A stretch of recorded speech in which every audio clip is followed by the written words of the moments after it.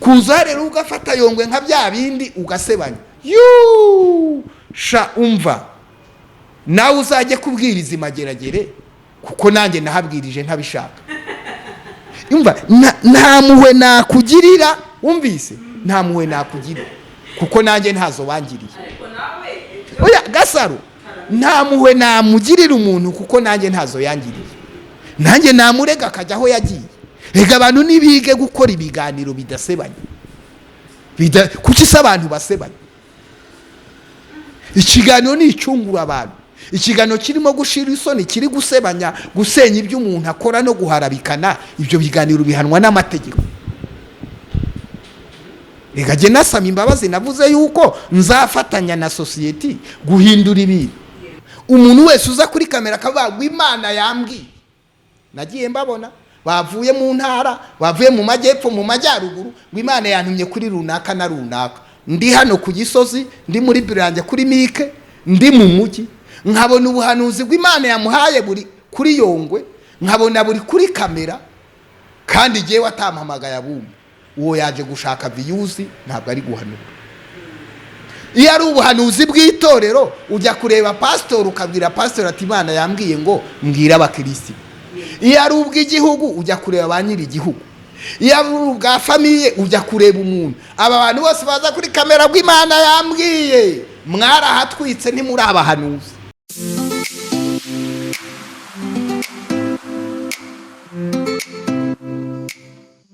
Bakunzi ba Gasaro TV na Yongwe TV turasuje umbereye mu mpande zose zizi tubabwira ko tubakunda cyane. Tuzajya tubasura cyane bayo Yongwe sibyo Yongwe. Nuko gusura tukaganira dore abakunzi bari bose ati Yongwe asigaganira neza rwose ukuri cyane. Kira kwa cyo bari komeye. Kabisa. Meze gute? Cha ndashima Imana. Hazo tudukote meze bitore. Gashiti yanjye buriya. Iyo waje mu mujyi nyine uba waraje mu mujyi. I dig rimini dig.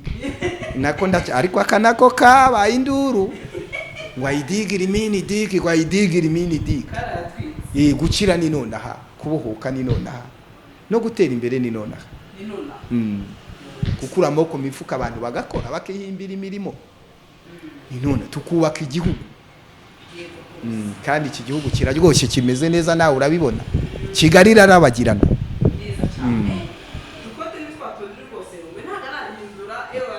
Ntabwo nahindura, mpinduye umujyi nawuvamo kandi intego nukujya nkuhoramo.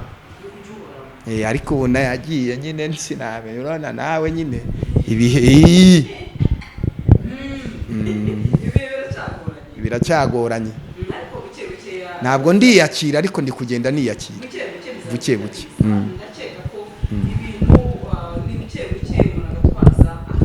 Oya ntawe urya ibiro 10.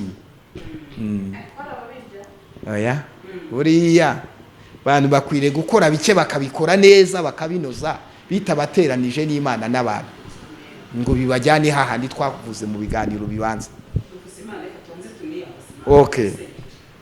Nyagasani Imana iri mu ijuru, turagushimira kuri Imana yacu nziza. Ibi ni ibiganiro tuba turi kuganira bifasha abantu, bikubaka imitima, bigatuma abantu baruhuka, bakagira ibyishimo, bakagira umunezero, bakiyubaka, bakubaka igihugu, kandi ni ibiganiro bifasha society. Turagushimira ko iyo mpano yo kuvuga nayo wayiduhaye. Turasengera Mwami Agasaro TV na Bw'Ibinyoma TV kugira ngo iki kiganiro gihabwe umugisha n'inshuti zacu zizacyumva mu izina rya Yesu. Amen. Amen. Urakoze cyane. Twigendere. Yego. Ariko se muri iyi minsi no ibintu byabaye akasa mutwe nawe episode tujya tuganira na Yongwe ati ibitekerezo kuko twabonye na benshi bakunda ibitekerezo bya Yongwe ati n'undi Yongwe rwose urabona ko ntagaratinya ati twe tuzi kazaza gukora ibiganiro agatinya kuko umunyamakuru yamubaza ati ikizize bukivugeho ariko ati Yongwe cyane wawe ari mpamvu rero tukiganira kuri Bw'Ibinyoma na Gasaro. Ubundi ibintu bita ubuhanuzi Yongwe cyane kuri umukozi w'Imana Avuze bifata gute kuko muri iyi minsi bamwe bati ubuhanuzi buriho abandi bati ni iminsi imperuka umuntu wese araza akakubwira ati uzakomera kandi n'ubundi Imana hari ikiri kugenda ikora agufiteho amakuru ati nta buhanuzi bukibaho. Hawe tubwire icyo gihe kigeze kubaho Bibiliya kivuga, hanyuma umukozi w'Imana umwe ajya imbere y'Imana yibwira ati nta muhanuzi ukiriho. Imana yambwiye ngo haracyariho 3,000 bitarapfukamira abayari.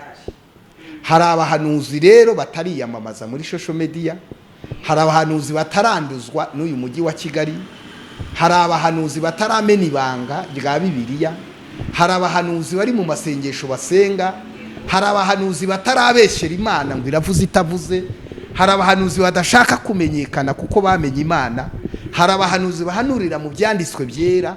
Hari igice kinini cy'abantu batarapfukamira abayari, ariko abo bantu biragoye kubabona cyangwa se kubamenya kuko ntibashaka kwimenyekanisha, ahubwo bamenyekanisha Imana.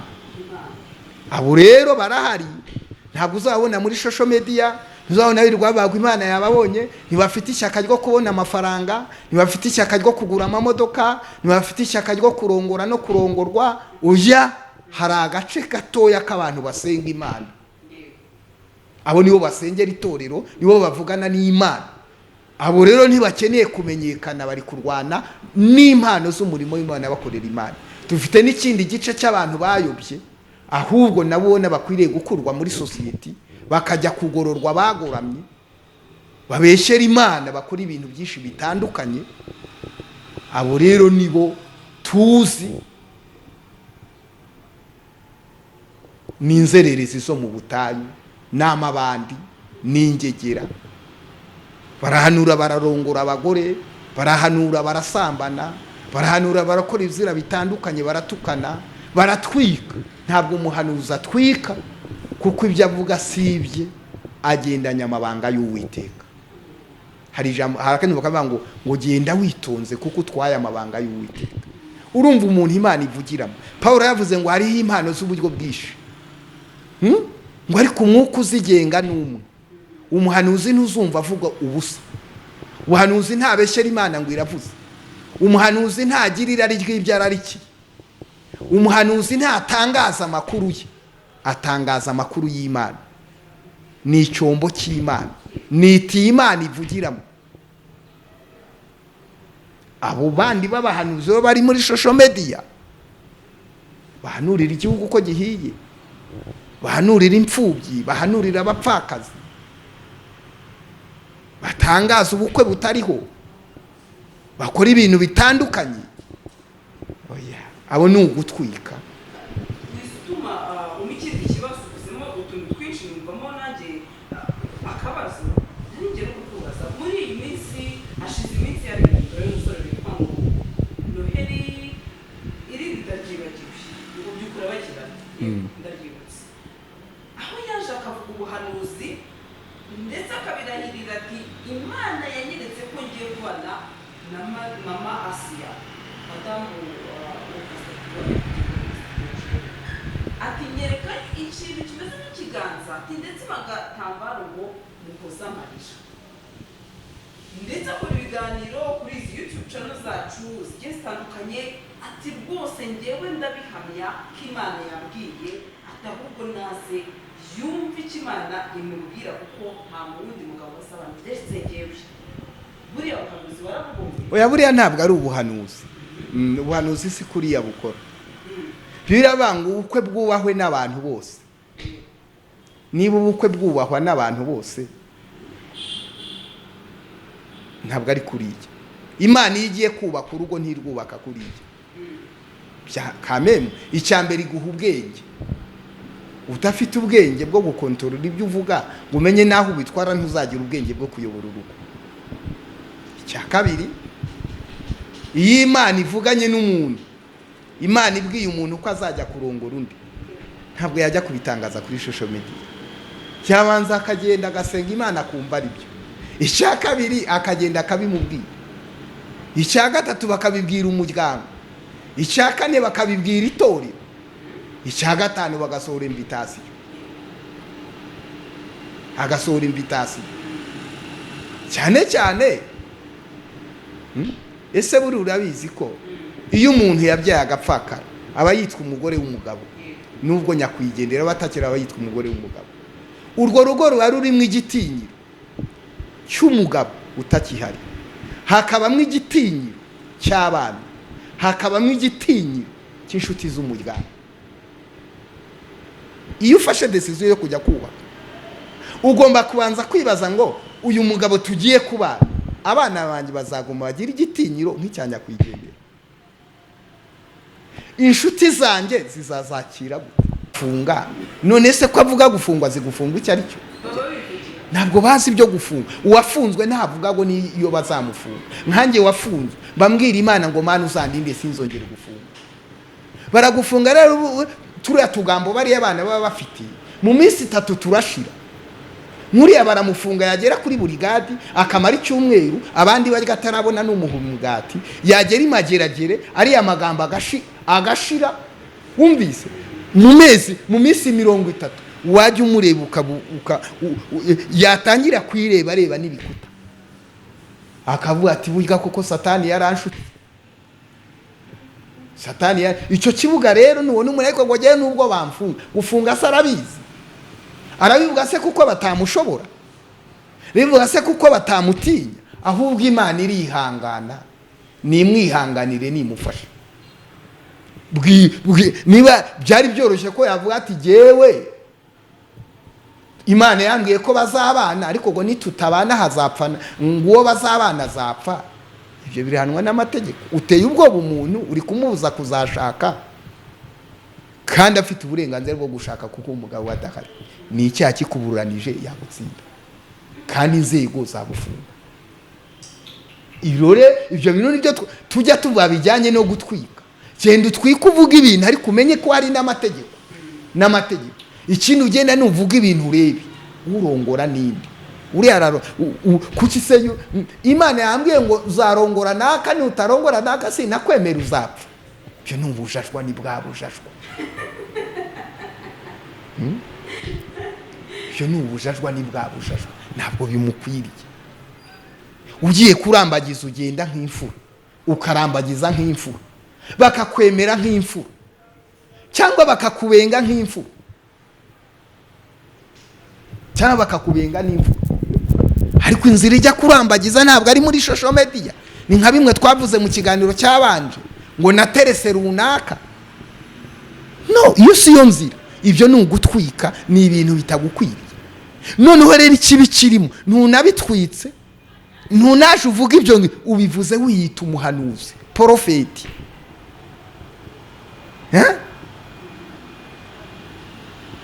Niba dufite abaprofete nk'abariya dufite ikibazo.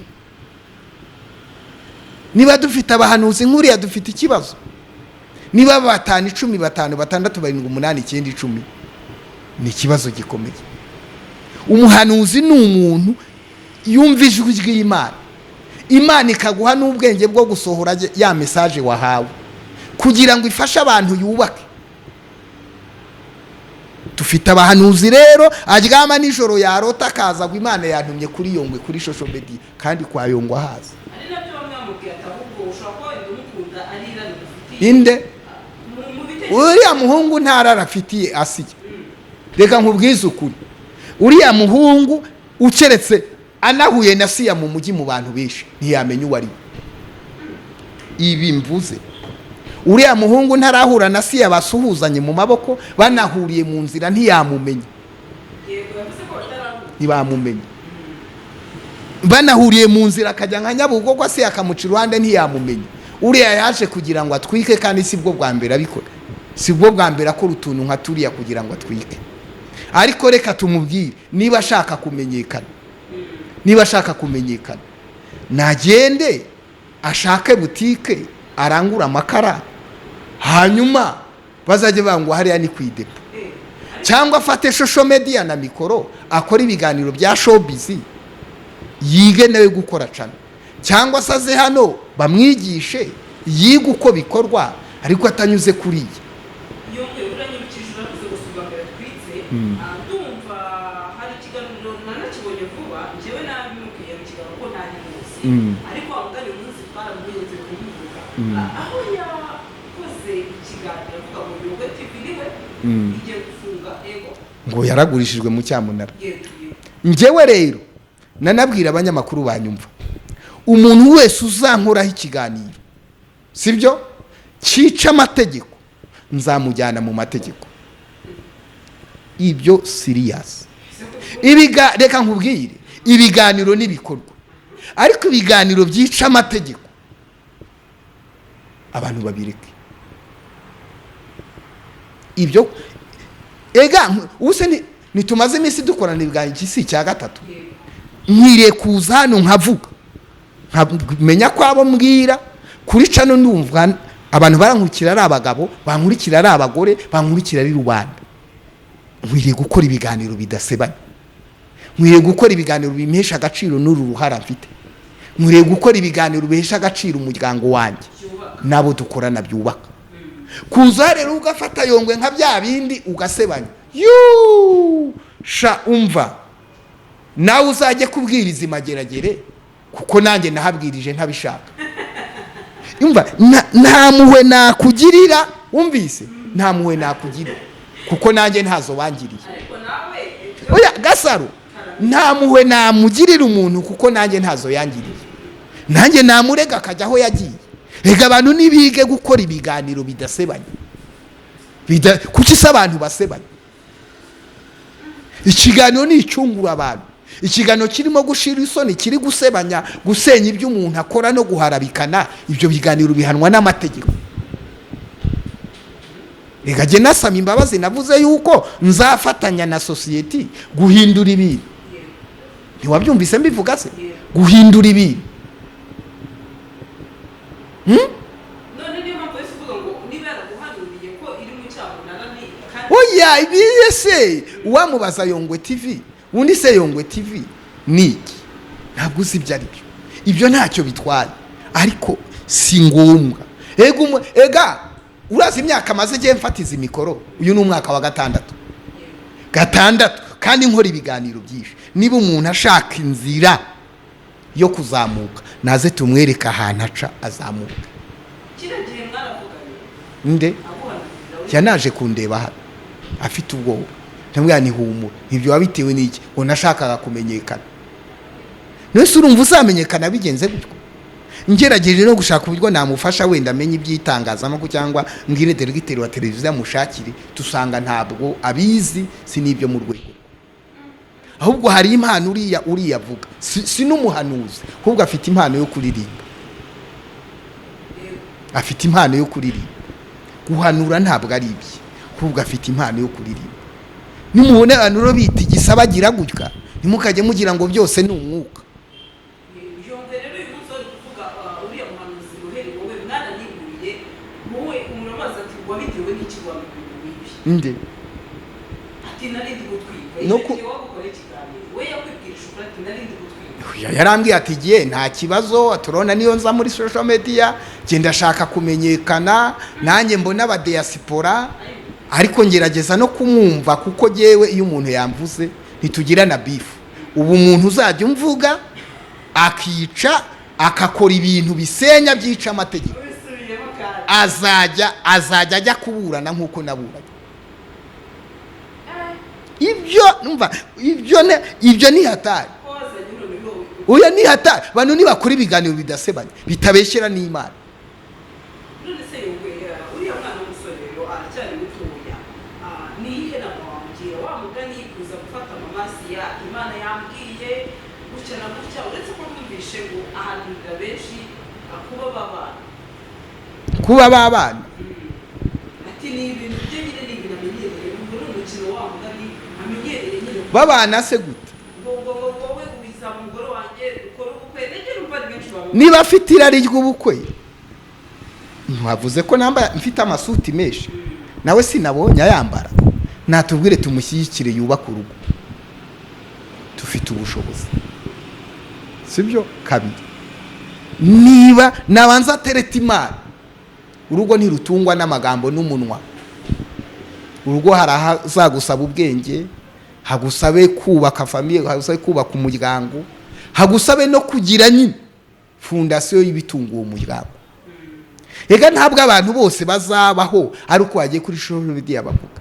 Uzajya kuri social media ushaka kumenyekana, uvuga amagambo atatu, bakujyane bagukatira, ugaruke warazimye, wibaza uti noneho Mana wahamutse. Imageragere nta business zihaba, ureba ibikuta gusa ufungiyemo na kamera z'uburinzi. Utaranigwa rero agaramye agira ngo ijuru riri hafi peti utaranigwa agaramye agira ijuru riri hafi. Ntabwo wabibonye se? Aha, abadatinya Yongwe na za kamera magana ngowe bazagutinya n'ibyo bintu uri kwadukana ngo urarongora abagore b'abandi, cyangwa ngo niba barongora biriya ni ugushira isoni. Noneho unabibonye bitewe n'uriya mudamu igikomere yahuye nacyo, hanyuma igikomere yahuye nacyo n'urugo rwanya kwigendera uko rumwe, guhita wataka biriya ngo Imana yakubwiye ko uzamurongora. Mu by'ukuri reka nawe tugere aho tumubabarire, tube ngo kariya gahungu nyine biriya ni amarere ya gisore, ahubwo azazegere Gasaro ajya gutwaza igikapu agufashe umwigishe kuvuga, aha ejo nawe yazihahira. Avuga ko ari umusore mwiza, yarambwira turabona nta musore mwiza, umusore wambara nanjye nkaberwa. Urumva we avuga ko afite ubushobozi kuko ngo nta n'ikibazo cy'inzara afite. Ibyo ntabwo mbizi. Ntabwo mbizi. Iyo ushaka gukomera wegera abakomeye, washaka kuzamuka ukegera abazamutse, washaka kubaka urugo ukegera abazubatse bakakugira inama, washaka kurambagiza ukegera abarambagije. Ntabwo ujya muri shuri biriya babyita kuvuza induru, ngo uvuze induru ngo ngewe nzagira gutya. Biriya ni ukwikina. Icyo namugira nagende gake ikibuga kiranyerera, kandi mageragere ni munsi y'urugo ntabwo ari kure.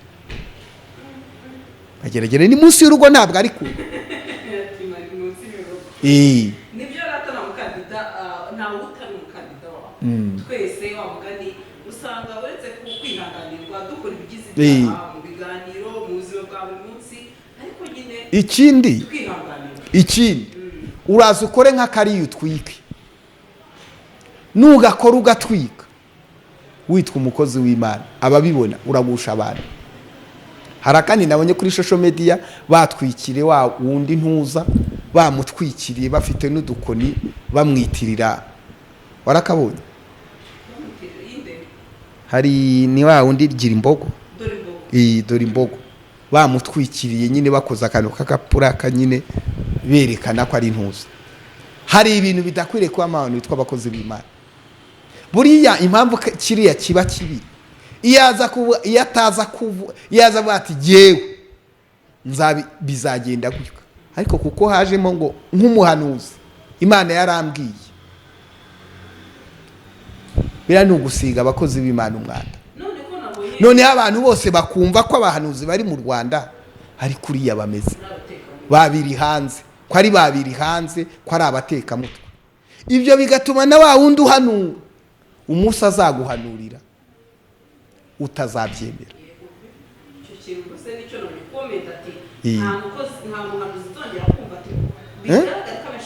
Ariko akaza agakora nka kiri yiyiswe umuhanuzi, atari n'umukristo ufite ubuhamya bwiza ahasengera, cyangwa se no mwikaritse hatuyemo adafite ubuhamya bwiza, ariko akaza kuri social media ngo dore babahanuzi bo mu Rwanda ni abanyabinyoma. Bikarangira wa mugore ntiyamurongora, wumvise ukiretse no kurongora wenda ntiyanamuha n'akazi, ntibanaziranye, nawe azi neza ko ibyo ari gukora atabibwiwe n'Imana, akaza akabyitirira Imana, bikazatuma igihe wa wundi azavuga ati Imana iravuze, ijuru rimuvugishije, abantu batazabyemera. Biriya rero birahanwa mu isi y'umwuka. Ni niyo mpamvu ntazongera kubikora, n'ababikora ntazicarana nabo. Mu isi y'umwuka birahana kuko bigusha abana, bigatuma basuzugura itorero n'impano z'Imana zisuzugurwa, kandi Imana iravuga. Niki rero no wakira mu masi uyu munsi benshi kuvuga bati rwose nihangane, ati gusa umusore akabije rwose aho bigeze, mbese urabona abantu babirakariye mu rukundo n'umubyeyi. Narwanishe ya ntwaro yarwanishije cyagiye abantu bamwatatse nanjye ndimo, hanyuma arwanishe ya ntwaro yo guceceka no kutisobanura. Ibindi biriya ntabwo biriya kuri Assia yabitekereza, biriya ni toto. biriya ntabwo biriya ni ibintu atavuga. Ese uwavuze ninde? Uwavuze ninde? Afite izihe mbaraga? Afite irihe zina? Azwi hehe? Si mwarimu mu itorero, si umuhanuzi tuzwi, si umuntu ukomeye. Ni ibintu nyine yaje aravuga biraho tutaha agaciro. Dusoza rero Yongwe, n'icyo wabwira wa mugani ngo abandi bavuga ko ubuhanuzi ntabwo gukora ntabwo kibaho, kandi abakozi b'Imana niba mwareretswe mwaretse kuza kuri iyi mihanda kuba mwavuga ibyo mweretswe mugasanga abanyarubwite akaba aribo muhanuzi. Umuntu wese uza kuri ekara akavuga ngo Imana yamubwiye ntabwo ari umuhanuzi, icyo bazakimbaza. Umuntu wese uza kuri kamera akavuga ngo Imana yambwiye mbwire naka kuri kamera ntabwo ari umuhanuzi. Reka nkubwize ukuri, ntishize aheza, ukurikira ibiganiro byanjye, niwumva narigeze n'umunsi umwe uzakinyoherereza, nucyuza kucyumva narigeze njya kuri kamera ngahanurira umuntu ngo Imana yambwiye ibi, sibyo? Cereka turi kuvugana kuri telefone yanjye nari kodi yanjye nkamwibwirira icyo Imana imbwiye, sibyo? Ariko ntabwo naza kuri kamera ngo Imana yambwiye Gasaro, ngo Imana yambwiye Nkuru Nziza, ngo Imana yantumye kuri naka, ngo Imana yambwiye ku gihugu, ngo Imana yambwiye kuri uyu. I know umuntu wese uza kuri kamera akavuga ngo Imana yambwiye. Nagiye mbabona bavuye mu ntara, bavuye mu majyepfo, mu majyaruguru, ngo Imana yantumye kuri runaka na runaka. Ndi hano ku Gisozi, ndi muri Birange kuri Mike, ndi mu mujyi, nkabona ubuhanuzi bw'Imana yamuhaye buri kuri Yongwe, nkabona buri kuri kamera, kandi jewe atampamagaye abumwe. Uwo yaje gushaka views, ntabwo ari guhanura. Iyo ari ubuhanuzi bw'itorero ujya kureba pastor ukabwira pastor ati Imana yambwiye ngo mbwira abakristo. Iyo ari ubw'igihugu ujya kureba ba nyiri igihugu. Iyo ari ubwa famiye ujya kureba umuntu. Aba bantu bose baza kuri kamera bw'Imana yambwiye, mwarahatwitse ntimuri abahanuzi. Barahatwitse ni kandi muri uko kuhatwika bahakuye ibitenge, bahakura amabubu, bahakura amafaranga, bahakura ibyo kurya, none bigezaho ibyo bahakuye biri kubafunga. Je rero ndafungiwe ibijyanye n'ibyo byo kwizeza abantu bakamba amatuba, ariko ibijyanye no guhanura nzi uko bahanura, nzi uko bahanura kuko ndera impano nk'umushumba. Nabo bahanura benshi babinyumvanye ni ukuhatwika. Ubuhanuzi bw'umuntu n'ubw'umuntu, ubwitorero ubuhitorero, ubw'abaririmbyi nta nubwo ububwira abakristo, ubw'abanyamasengesho ubuhagurupe y'abanyamasengesho. Ibi rero ngo Imana yambwiye ngo dararasha mba mukenyere babafunga, babafunga. Imana akishigano kigenze neza tuyishimira Imana. Rero tubwira abantu ngo bagende neza, bareke gukora ibintu bitajyanye n'ijambo ry'Imana, bisenya, bigusha abantu, bituma abantu baba ngo niko babaye, niko bameze, nta cyiza kiriho. Imana ntiki. Ariko reka mbere yuko usenga mbwira abantu Imana iravuga pe, Imana iravuga. Nanjye hari ikiganiro cyabanjirije iki kintu nakubwiye, ndi kubwiriza muri gereza ariko cyumweru. Imana yarambiye ngo bwira abantu ko bazagufungura kuwa kabiri, uzabaza abantu n'abagende basohoka mu magereza. Mbwira gereza yose niwo munsi mbwirije jewe nzafungurwa kuwa kabiri. Ijuru iranyumva kuko nayo numvise ijwi ry'Imana. Madamu wanjye yari yaje kunsura, ambwira ahantu bagiye gusengera ku muntu w'umuhanuzi navuze izina. Aramwira ngo umugabo w'Imana yavuze ko imisi azafungwa itazagera ku mezi 6. Ibyo twari tubifite, sibyo? Ndetse na mbere yuko njya muri gereza, madamu wanjye yarose inzozi, arakanguka arambwira ati mutwari wanjye, ubu kuko nzashobora kukugemurira kuri gereza. Ariko inzira zingezayo zibaze. Imana iravuga mu nzozi, Imana iravuga mu buhanuzi, Imana iravuga twumva ijwi ry'Imana, Imana iravuga. Mbwire rero abazakurikira iki kiganiro, umuntu yigutera ubwoba akoresheje ubuhanuzi, yititira cyane ngo ugire ubwoba. Wowe ntutitira, ariko nawe ufite Bibiliya. Hari umuhanuzi umwe utazavangirwa, kuva isi yaremwa ntaravangirwa, ntazigera navangirwa, ni Bibiliya. Bibiliya rero niyo dusuzumisha ubuhanuzi, kuko biravuga ngo tuzabapimira ku mbuga zabo ku mbuto zabo. Azaza hanure, ariko namara guhanura umwana bati yarongoye umuntu, ni umusambanyi, ni indaya, yatandukanye n'umugore n'ibindi cyangwa se yiba umuntu akore n'ibindi bitandukanye. Soze mbabwira aka kantu gatoya. Umwana, hari urusengero rumwe Imana yahaye ubutumwa umwana ufite nk'imyaka 12, ona abantu bana bagenda bagendesha igikurudumu. Imana imutuma ku rusengero hari ku cyumweru mu gitondo. Ageze ku rusengero afata cya gikurudumu kigari yagendeshaga n'agati akegeka ku irembo ry'urusengero. Aragenda yinjira mu iteraniro, arahanura nyine Imana afite impano y'ubuhanuzi. Heje habwe ati Imana yambwiye ni mwihana ibi n'ibini. Urusengero rurihana rurebye amavuti uwo mwana afite ruhinda umushyitsi, abantu barihana ibyaha bikomeye.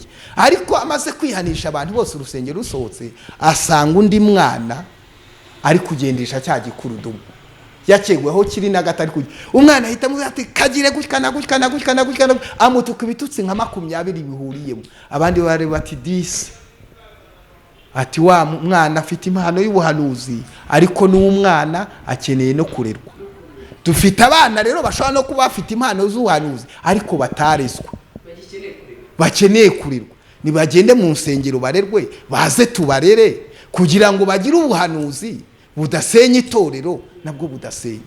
Reka nkubwize ukuri, niba hari ikintu kibi kuba umuntu yaje hari agahanura ngo Imana iravuze, ugasanga ibyo uvuze biri no kuri social media, usanze warapfunyikiye abantu amazi, ibyo uvuze nibi kandi umva urwo batagira isoni.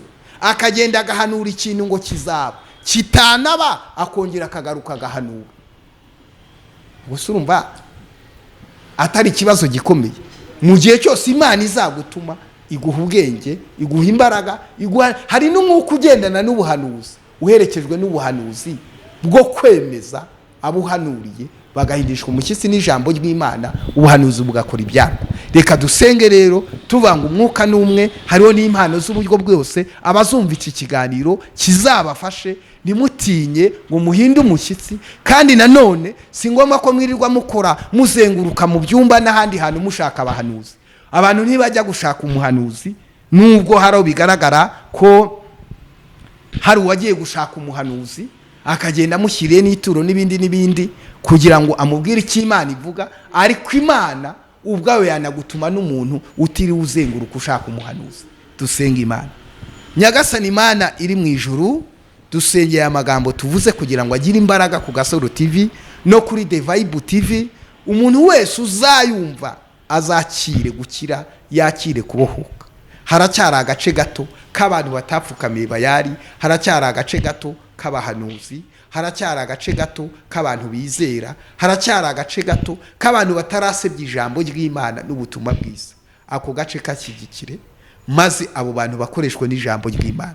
Dusengeye abavuzwe muri iki kiganiro cyose, ubaha ubwenge, ubaha imbaraga, mu izina rya Yesu. Amen.